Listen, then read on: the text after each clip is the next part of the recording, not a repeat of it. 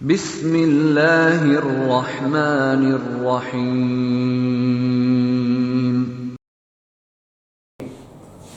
بسم اللہ الرحمن الرحیم۔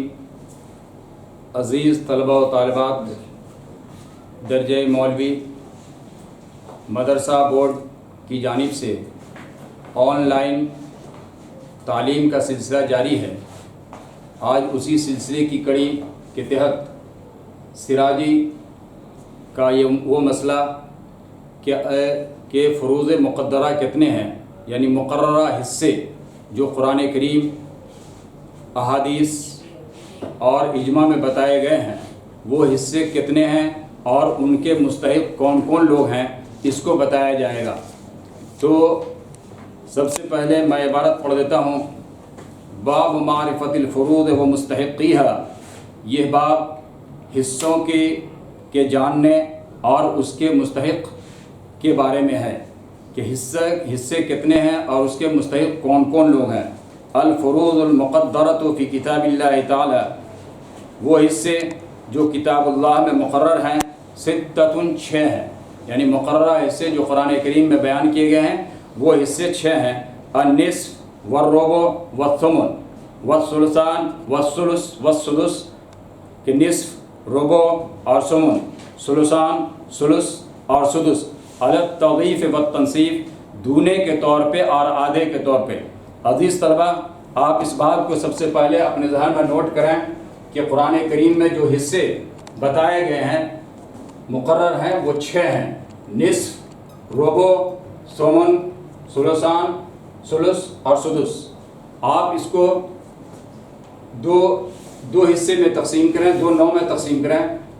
پہلی نوع نصف، پہلی قسم نصف، ربع، ثمن، اور دوسری قسم ثلثان، ثلث اور سدس ہے۔ اب صاحب کتاب یہ کہتے ہیں علی التضعیف والتنصیف، کہ دونے کے طور پر اور آدھے کے طور پر۔ تو دونے کے طور پر اس طور پر آپ سمجھیں کہ جب آپ بائیں طرف سے دائیں طرف چلیں گے تو یہ دونا ہوتا چلا جائے گا، یعنی ثمن کا دوگنا ربع، ربع کا دوگنا نصف۔ اور جب داہنی طرف سے بائیں طرف چلیں گے تو یہ آدھا ہوتا چلا جائے گا، یعنی نصف کا آدھا ربع، ربع کا آدھا ثمن۔ آپ عزیز طلبہ اس کو اس طریقے سے سمجھیں کہ فرض کیجئے کسی چیز کو 8 آپ فرض کیجئے، تو 8 کا نصف یہ 4 ہوگا، 8 کا آدھا 4، 8 کا ربع یعنی 8 کا 1/4، 1/4 یہ ہو گیا 2، اور 8 کا ثمن یعنی 8 کا 8واں حصہ یہ ہو گیا 1۔ اب آپ غور کیجئے کہ جب آپ نصف سے ثمن کی طرف چلتے ہیں تو یہ آدھا ہوتا چلا جا رہا ہے، یعنی 4 کا آدھا 2، 2 کا آدھا 1، تو گویا نصف کا آدھا ربع، ربع کا آدھا ثمن۔ تو گویا جب دائنی طرف سے بائیں طرف آپ چلیں گے تو یہ آدھا ہوتا علی التنصیف، آدھا ہوتا چلا جا رہا ہے، اور وہی جب بائیں طرف سے آپ دائیں طرف چلیں گے تو یہ دونا ہوتا چلا جا رہا ہے، یعنی 1 ثمن ہوا 1 کا دونا 2 اور 2 کا دونا 4۔ تو عزیز طلبہ آپ اس کو اچھی طرح سمجھ لیں کہ جب نصف سے ثمن کی طرف ہم جائیں گے تو یہ آدھا ہوتا چلا جا رہا ہے، اور ثمن سے نصف کی طرف آئیں گے تو یہ دونا ہوتا چلا جا رہا ہے۔ عزیز طلبہ، آپ کو کبھی غلط فہمی اس بات سے ہوتی ہے جب آپ سے سوال کیا جاتا ہے کہ بتائیے کہ سب سے بڑا عدد کون سا ہے، تو آپ یہ فوراً کہہ دیتے ہیں کہ ثمن بڑا ہے، اس کے بعد ربع ہے، اس کے بعد نصف ہے۔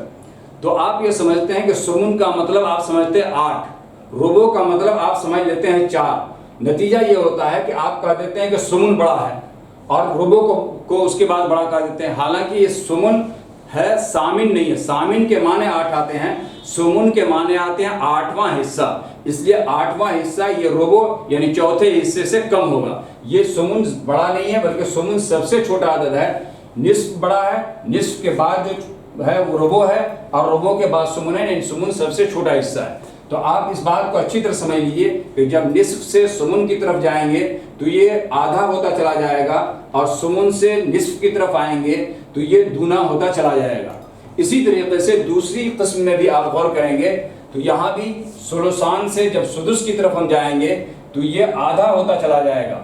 آپ اس کی مثال یوں سمجھیں، اگر کسی چیز کو 6 فرض کریں تو 6 کا ثلثان، 6 کا 2 थर्ड यानी दो तिहाई, 6 का 2 तिहाई 4 हो जाएगा, 6 का 1 थर्ड 2 हो जाएगा, और 6 का छठा हिस्सा वो 1 हो जाएगा। जब आप सुलसान से सुदुस की तरफ जाएंगे तो ये अलग तनसीफ यानी आधा होता चला जा रहा है, 4 का आधा 2, 2 का आधा 1, और जब सुदुस से सुलसान की तरफ आप आएंगे तो ये दूना होता चला जा रहा है कि 1 का दुगुना 2 और 2 का दुगुना 4। तो इस बात को अच्छी तरह समझ लीजिए कि साहिब किताब ने बहुत ही मुख्तसर इबारत इस्तेमाल की है कि अलग तज़ीफ़ व तनसीफ, यानी दाएं तरफ से जब बाईं तरफ आप जाएंगे तो आधा होता चला जाएगा, और बाईं तरफ से दाईं तरफ जब आएंगे तो दूना होता चला जाएगा। यही हाल दूसरी किस्म में भी है, यही हाल पहली किस्म में भी है कि आप जब निस्फ से सुमुन की तरफ जाएंगे तो आधा होता चला जाएगा, सुमुन से निस्फ की तरफ आएंगे तो ये दूना होता चला जाएगा। इसी को इस किताब में कहा गया है कि अलग तज़ीफ़ व तनसीफ के दोगुने के तौर पे और आधे के तौर पे। अब आगे फरमा रहे हैं साहिब किताब, व अस्हाब हाज़ी सिहाम 12 नफ़रन, और इन हिस्से के पाने वाले लोग 12 अफराद हैं। इन हिस्से पाने वाले यानी अस्हाब फ़राइज़, जो जिनके लिए शरीयत ने हिस्से मुकर्रर कर रखे हैं कुरान करीम में या इजमा और किताब से, जो हिस्से मुकर्रर हैं किताब सुन्नत रसूलुल्लाह से, वो कितने 12 अफराद हैं। अरबातुम मिनर रिजाल, मर्द में से 4 हैं। वो कौन कौन है? तो वो है बाप, जद्दे सही जिसको आप दादा कह सकते हैं, दादा परदादा ऊपर तक, वह हुआ अबुल अब यानी बाप का बाप, बाप का बाप का मतलब वो दादा, व इन आला अगरचे ऊपर तक हो यानी दादा परदादा, वह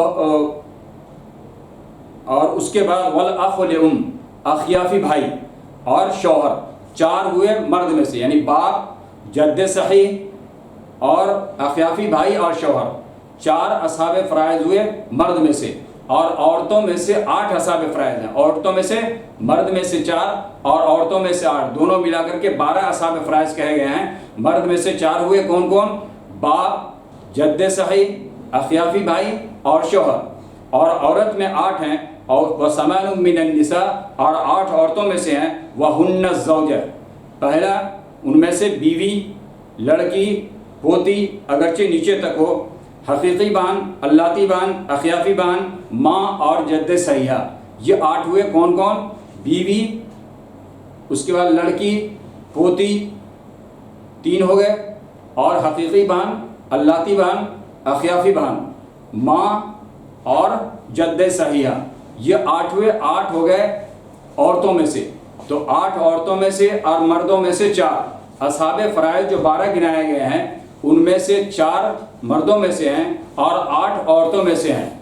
अजीज़ तलबा, आपको यहीं पर एक बात रुक कर समझ लेना चाहिए कि आज जो इस्लाम पे ये एतराज़ किया जाता है और ये बात कही जाती है कि इस्लाम ने औरतों को हक़ नहीं दिया है, इस्लाम ने औरतों पर जुल्म किया है। ज़रा आप गौर कीजिए कि असहाबे फ़राइज़ जिनके हिस्से किताबुल्लाह में मुकर्रर हैं वो 12 हैं, और 12 में से मर्द सिर्फ 4 हैं और औरतें 8 हुई। मर्द के मुकाबले में औरतें दोगुना हैं, फिर भी इस्लाम ही पर एतराज़ किया जाता है कि इस्लाम ने औरतों को हक़ नहीं दिया है। इस बात को भी आपको अच्छी तरह समझ लेना चाहिए। अब यहाँ पर जद्दे सहिया की तारीफ़ की जाती है। ये जद्दे सहिया को समझने के लिए आप यूँ समझिए जैसे कि मैंने जद्दे सही के बारे में कहा कि दादा या परदादा, तो उसी तरह जद्दे सहिया में नानी भी आती है और जद्दे सहिया में दादी भी आती है, इसको भी हिस्सा मिलता है। इसके हिस्से भी शरीयत ने मुकर्रर कर रखे हैं। तो वल जद्दतु सहिया, अब जद्दे सहिया की तारीफ़ कर रहे हैं कि जद्दे सहिया किसको कहते हैं?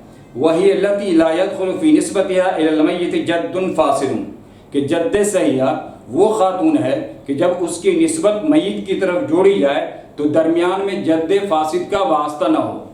कि जब किसी औरत की निस्बत मय्यित से जोड़ी जाए, जब उसका ताल्लुक़ और उसका रिश्ता मय्यित से जोड़ा जाए तो दरमियान में जद्दे फासिद ना आए। अब फिर आप जानने की कोशिश करेंगे, जब तक आप जद्दे फासिद को नहीं जानेंगे तो आप इस तारीफ़ को मुकम्मल तौर पर नहीं समझ सकते हैं। तो जद्दे फासिद कहते हैं किसको?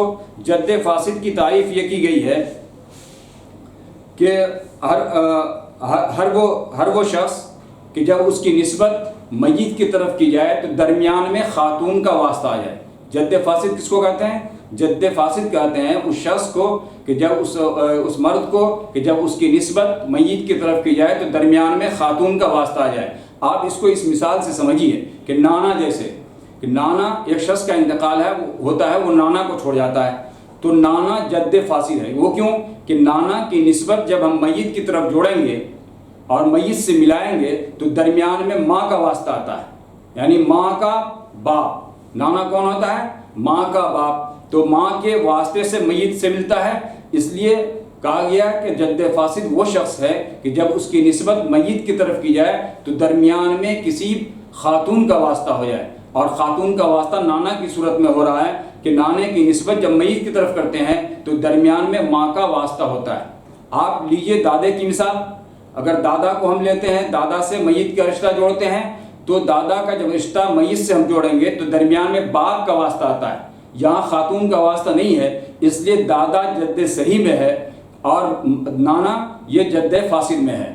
تو جب آپ نے جد فاسد کو سمجھ لیا کہ جد فاسد وہ شخص ہے کہ جب اس کی نسبت میت کی طرف کی جائے تو درمیان میں کسی خاتون کا واسطہ ہو، جب آپ نے اس چیز کو سمجھ لیا تو اب آپ کے لیے یہ سمجھنا آسان ہو جائے گا کہ جد صحیحہ کس کو کہتے ہیں۔ جد صحیحہ کی تعریف یہ کی گئی کہ جب اس کی نسبت میت کی طرف کی جائے تو درمیان میں جد فاسد کا واسطہ نہ ہو، درمیان میں جد فاسد کا واسطہ نہ ہو۔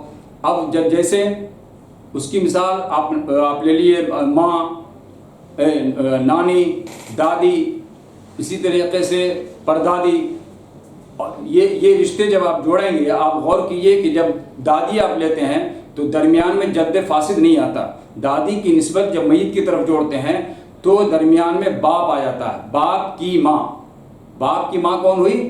دادی، تو درمیان میں باپ آتا ہے، جد فاسد نہیں آ رہا ہے۔ اسی طریقے سے جب نانی کی نسبت میت کی طرف جوڑتے ہیں تو درمیان میں ماں یا ماں آتی ہے، یعنی ماں کے واسطے سے نانی بنتی ہے کہ ماں کی ماں، تو اس میں بھی جد فاسد درمیان میں نہیں آ رہا ہے۔ اب جد فاسد کی مثال کہ جیسے کہ نانا کی ماں، نانا کی ماں جب کہیں گے تو نانے کی ماں کی نسبت جب ہم جوڑیں گے میت کی طرف تو درمیان میں نانا آتا ہے، نانا کے واسطے سے نانی کی ماں کی جانب ہم جائیں گے تو درمیان میں نانا آ جاتا ہے اور نانا جد فاسد ہے، اس لیے نانا کی ماں یہ جد صحیحہ نہیں بلکہ جد فاسدہ ہوگی۔ تو اس تعریف کو بھی عزیز طلبہ خوب غور سے سمجھ لینا چاہیے۔ جد صحیحہ کی تعریف کہ جد صحیحہ وہ خاتون ہے کہ جب اس کی نسبت میت کی طرف کی جائے تو درمیان میں جد فاسد کا واسطہ نہ ہو، اور جد صحیح کہتے ہیں اس شخص کو کہ جب اس کی نسبت میت کی طرف کی جائے تو درمیان میں کسی خاتون کا واسطہ نہ ہو، اور جد فاسدہ اس خاتون کو کہتے ہیں کہ جب اس کی نسبت میت کی طرف کی جائے تو درمیان میں کسی خاتون کا واسطہ ہو جائے۔ تو یہ تعریف بتا دی گئی۔ میں محسوس کرتا ہوں کہ آپ نے اس تعریف کو اچھے انداز میں سمجھ لیا ہوگا۔ اگر خدا نخواستہ آپ کو سمجھنے میں کوئی دقت اور دشواری ہو تو آپ کومنٹ باکس میں آپ اپنے اعتراض اور اشکال کو لکھ سکتے ہیں، جہاں پر آپ کو دقت اور دشواری ہے آپ اس کی وضاحت کیجئے، انشاءاللہ اس کا تشفی بخش جواب دیے جانے کی کوشش کی جائے گی۔ تو اب یہاں یہ کہا جا رہا والجدۃ الصحیحہ، اور جد صحیحہ وہی التی لا يدخل فی نسبتها الی المیت کہ جد صحیحہ وہ خاتون ہے کہ جب اس کی نسبت میت کی طرف کی جائے تو درمیان میں جد فاسد کا واسطہ نہ ہو۔ اب آگے صاحب کتاب باپ کے حالات بتا رہے ہیں، باپ کے احوال۔ اب یہاں سے احوال شروع ہو گئے۔ ان چیزوں کو ازبر یاد کر لینا بہت ضروری ہے۔ جب تک آپ تمام لوگوں کے احوال کو اچھی طرح اپنے ذہن و دماغ میں محفوظ نہیں کریں گے آپ وراثت کے مسئلے کو اچھی طرح حل نہیں کر سکتے ہیں۔ اس لیے عزیز طلبہ ابھی سے آپ بالکل ذہن بنائیے، اپنے ذہن کو تیار رکھیے کہ جو احوال اب آنے والے ہیں تمام لوگوں کے، ان احوال کو آپ کو اچھی طرح ذہن نشی کر لینا ہے، اچھی طرح ازبر کر لینا ہے اور یاد کر لینا ہے، تو آپ کو وراثت کے مسئلے بنانے میں انشاءاللہ بہت ہی آسانی ہوگی۔ اگر آپ نے ان کو ازبر نہیں کیا، اپنے ذہن و دماغ میں محفوظ نہیں کیا، تو آپ کو آگے چل کر کے دقت اور دشواریوں کا سامنا کرنا پڑ سکتا ہے۔ تو اب یہاں پہ یہ بتا رہے ہیں اما الاب فلہ احوال ثلاث، کہ باپ اس کی تین حالتیں ہیں۔ باپ کو جو جائیداد ملتی ہے وہ تین طریقے سے، تین صورت میں جائیداد ملتی ہے۔ پہلی صورت یہ کہہ رہے ہیں، باپ کے پہلے حالات گنا رہے ہیں، الفرض المطلق، کہ باپ کو فرض مطلق ملے گا، یعنی سدس چھٹا حصہ ملے گا۔ باپ کو چھٹا حصہ کب ملے گا؟ کہ اگر مرنے والے نے لڑکے کو چھوڑا ہے یا پوتے کو چھوڑا ہے یا نیچے پرپوتا وغیرہ کو اگر کسی کو چھوڑا ہے، یعنی مذکر اولاد کو اگر چھوڑا ہے تو ایسی صورت میں باپ کو چھٹا حصہ ملے گا۔ باپ کی پہلی حالت یہ ہوئی کہ لڑکے کو چھوڑا ہے میت نے، یا پوتا کو چھوڑا ہے یا پرپوتا وغیرہ نیچے کسی کو چھوڑا ہے، تو ایسی صورت میں باپ کو چھٹا حصہ ملے گا۔ ایک باپ کی حالت یہ ہوئی۔ دوسری باپ کی حالت یہ ہے فرض مع تعصیب، کہ چھٹا حصہ بھی ملے گا اور وہ اسبہ بھی ملے گا، یعنی باقی ماندہ مال، اگر اصحاب فرائض کو حصہ دینے کے بعد مال بچ رہا ہے تو بحیثیت اسبہ باپ کو وہ مال مل جائے گا، یعنی سدس بھی ملے گا اور اسبہ بھی ملے گا۔ یہ باپ اس وقت ہوگا جب کہ میت نے لڑکی کو چھوڑا ہے یا پوتی کو چھوڑا ہے یا نیچے پرپوتی وغیرہ کو چھوڑا ہے، یعنی مؤنث اولاد کو چھوڑا ہے، تو ایسی صورت میں باپ کی دوسری حالت ہے کہ سدس مع تعصیب، یعنی اسبہ کے ساتھ ساتھ اس کو سدس بھی ملے گا، چھٹا حصہ بھی ملے گا۔ اس کے بعد باپ کی تیسری حالت ہے کہ اسبہ محض، کہ صرف وہ اسبہ ہوگا۔ اگر اصحاب فرائض کو حصہ دینے کے بعد کل مال اس کو مل جائے گا۔ اگر اصحاب فرائض کو حصہ دینے کے بعد کل مال اس کو مل جائے گا، یہ اس صورت میں ملے گا جب کہ میت نے کوئی اولاد نہ چھوڑی ہو، نہ مذکر اولاد نہ مؤنث اولاد، نہ لڑکا ہے نہ لڑکی ہے نہ پوتا ہے نہ پوتی ہے، کوئی بھی نہیں ہے، تو ایسی صورت میں وہ اسبہ محض ہوگا۔ ایسی صورت میں وہ اسبہ محض ہوگا۔ تو اگر لڑکا کو چھوڑا ہے تو باپ کو سدس ملے گا، اگر لڑکی کو چھوڑا ہے تو باپ سدس ملاسبہ ہوگا، اگر لڑکا لڑکی پوتا پوتی کسی کو نہیں چھوڑا ہے تو ایسی صورت میں باپ اسبہ محض ہوگا۔ آپ اس کی مثال اس طریقے سے سمجھیں کہ ایک شخص کا انتقال ہوا، اس نے باپ کو چھوڑا اور لڑکا کو چھوڑا، تو ایسی صورت میں لکھا گیا ہے کہ لڑکا کی صورت میں باپ کو سدس ملتا ہے، چھٹا حصہ باپ کو ملتا ہے اور لڑکا اسبہ ہو جائے گا۔ تو یہ مسئلہ 6 سے بنے گا، 1 اس کو ملا اور 5 لڑکے کو مل جائے گا۔ تو لڑکے کی صورت میں باپ کو سدس یعنی چھٹا حصہ ملا، لڑکی کی صورت میں باپ سدس مال اسبہ ہوتا۔ اس کی مثال یہ کہ ایک شخص کا انتقال ہوا، اس نے باپ کو چھوڑا اور لڑکی کو چھوڑا، تو ایسی صورت میں لڑکی کو نصف مل جائے گا اور باپ سدس مال اسبہ ہوگا۔ یعنی یہ مسئلہ 6 سے بنے گا، 3 ملے گا لڑکی کو اور سدس 1 اس کو ملا سدس ہونے کی بنا پر، اور بقیت کتنے حصے بچ گئے؟ 3 1 4 ہی ہوا، بچ گیا 2 حصہ باقی رہ رہا ہے، تو اسبہ ہونے کی وجہ سے وہ 2 حصے بھی اس کو مل جائیں گے، یعنی کوئی کل 3 حصے مل جائیں گے۔ تو اگر میت نے باپ اور لڑکے کو چھوڑا ہے تو ایسی صورت میں باپ کو سدس ملے گا، میت نے باپ اور لڑکی کو چھوڑا ہے یعنی یا پوتی وغیرہ کو چھوڑا ہے تو ایسی صورت میں باپ سدس ملاسبہ ہوگا۔ اور تیسری صورت یہ ہے کہ میت نے صرف باپ کو چھوڑا یا باپ ماں کو چھوڑا، تو ایسی صورت میں باپ اسبہ ہو جائے گا اور ماں ثلث الکل اس کو مل جائے گا۔ یعنی یہ مسئلہ 3 سے بن کر کے 1 اس کو مل جائے گا اور 2 باپ کو مل جائے گا۔ تو عزیز طلبہ آپ اس میں غور کیجئے کہ تینوں حالتیں باپ کی لکھ دی گئی ہیں۔ پہلی حالت کہ لڑکا پوتا پرپوتا نیچے تک اگر ہے تو ایسی صورت میں باپ کو سدس ملے گا، یعنی چھٹا حصہ ملے گا۔ اگر لڑکی پوتی پرپوتی نیچے تک کوئی بھی ہے تو ایسی صورت میں باپ سدس ملاسبہ ہوگا۔ اور اگر باپ ہے اور لڑکا اولاد میں سے کوئی نہیں ہے، نہ مذکر اولاد ہے نہ مؤنث اولاد ہے، نہ لڑکا ہے نہ لڑکی ہے نہ پوتا ہے نہ پوتی ہے، کوئی بھی نہیں ہے، تو ایسی صورت میں باپ اسبہ محض ہوگا۔ آپ اس کے لیے اس کی دلیل حسن بھی سمجھ لیں۔ دلیل حسن یہ ہے کہ میت نے باپ کے ساتھ اولاد کو چھوڑا ہوگا یا نہیں چھوڑا ہوگا، میت نے باپ کے ساتھ اولاد کو چھوڑا ہوگا یا نہیں چھوڑا ہوگا۔ اگر اولاد کو نہیں چھوڑا ہے تو ایسی صورت میں باپ اسبہ محض بن جائے گا، اور اگر اولاد چھوڑا ہے تو پھر 2 حال سے خالی نہیں، اس نے لڑکے کو چھوڑا ہے یا لڑکی کو چھوڑا ہے، اگر لڑکے کو چھوڑا ہے تو باپ کو سدس مل جائے گا، اور اگر لڑکی کو چھوڑا ہے تو باپ سدس ملاسبہ ہوگا۔ یہ باپ کی جو 3 احوال بتائے گئے ہیں اس کو ازبر اور زبانی محفوظ کر لینا ہے۔ جب آپ اس کو ازبر اور زبانی محفوظ کر لیں گے تو انشاءاللہ جب مسئلہ بنانے کی باری آئے گی تو اس وقت آپ کے لیے مسئلے کو بنانا بالکل آسان اور ایزی ہو جائے گا۔ تو پھر ایک مرتبہ سمجھ لیجئے کہ باپ کے 3 احوال ہیں۔ پہلی حالت باپ کی یہ ہے کہ لڑکا، پوتا، پرپوتا نیچے تک اگر ہے تو باپ کو سدس ملے گا۔ اگر دوسری حالت لڑکی، پوتی، پرپوتی نیچے تک اگر ہے تو ایسی صورت میں باپ سدس ملاسبہ ہوگا۔ اور تیسری حالت یہ ہے کہ لڑکا، لڑکی، پوتا، پوتی کوئی بھی نہیں ہے تو ایسی صورت میں باپ اسبہ محض ہوگا، یعنی صرف اسبہ ہوگا، اور اسبہ اگر اصحاب فرائض کو حصہ دینے کے بعد جو مال بچ جائے گا وہ باپ کو ملے گا۔ عزیز طلبہ، آج کا سبق اتنا ہی، انشاءاللہ بقیہ آئندہ دوسرا سبق شروع کیا جائے گا۔